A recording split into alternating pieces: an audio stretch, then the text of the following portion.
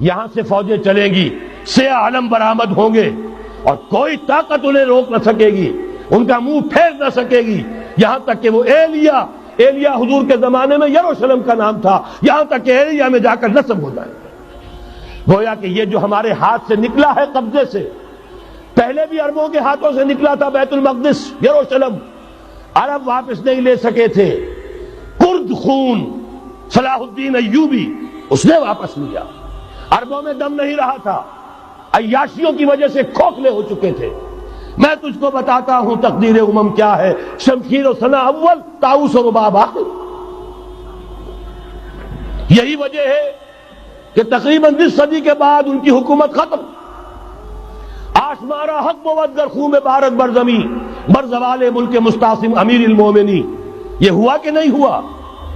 جبکہ آئے ہیں تاتاری ہورڈز، اور جنہوں نے کہ آخری خلیفہ بنو عباس اسے محل میں سے نکالا، ایک کھال کے اندر لپیٹ کر اور اپنے گھوڑوں کے سونوں تلے کچل دیا۔ عرب معزول کر دیے گئے تھے، لیکن اب دوبارہ عربوں کو جب سہارا ملا ہے، لیکن اب بھی انہوں نے کہیں اسلام قائم نہیں کیا۔ کوئی روس کا غلام رہا، کوئی امریکہ کا غلام رہا، کسی نے اس کا ساتھ دیا، کسی نے اس کا ساتھ دیا۔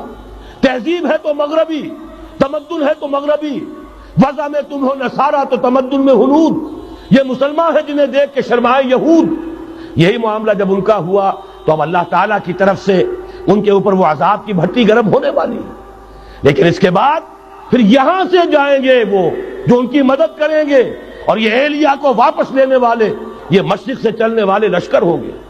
یہ اسی علاقے میں جب انقلاب آ جائے گا، یہ علاقہ خراسان اور پاکستان، جب یہاں نظام خلافت قائم ہوگا، یہاں سے اسلام کی توسیع ہوگی، اور یہاں سے جانب مشرق ہند اور جانب مغرب یہ جو یہودیوں کا سیلاب آ رہا ہے، ان دونوں کا مقابلہ کرنے کے لیے انشاءاللہ العزیز، ورنہ یہ اصابتان جو ہے ایک حدیث میں جمع کرنے کی کوئی اور حکمت ہو نہیں سکتی، ورنہ تو ہندوستان پہ کئی لشکر آئے ہیں، لیکن یہ کہ در حقیقت اسی وقت جبکہ عالم عرب میں وہ بھٹی دہکے گی، اسی وقت یہاں انقلاب آ چکا ہوگا۔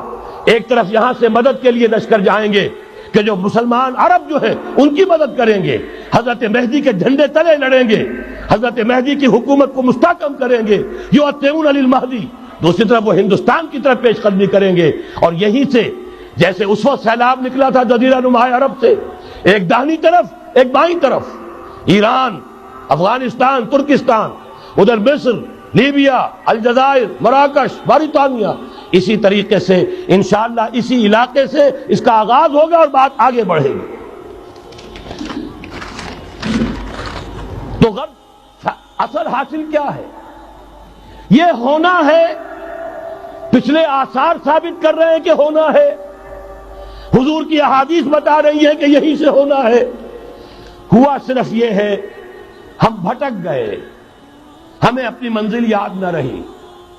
میں تو بہرحال ان لوگوں میں سے ہوں جنہوں نے نعرے لگائے تھے پاکستان کا مطلب کیا، لا الہ الا اللہ۔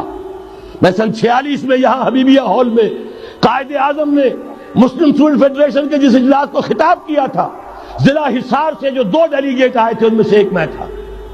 میں نے بہرحال اس تحریک میں بھی حصہ لیا ہے، ایک ننھے کارکن کی حیثیت سے لیا ہے، پھر حالات کو بدلتے اپنے آنکھوں سے دیکھا ہے، ہم کہاں سے کہاں جا پہنچے ہیں۔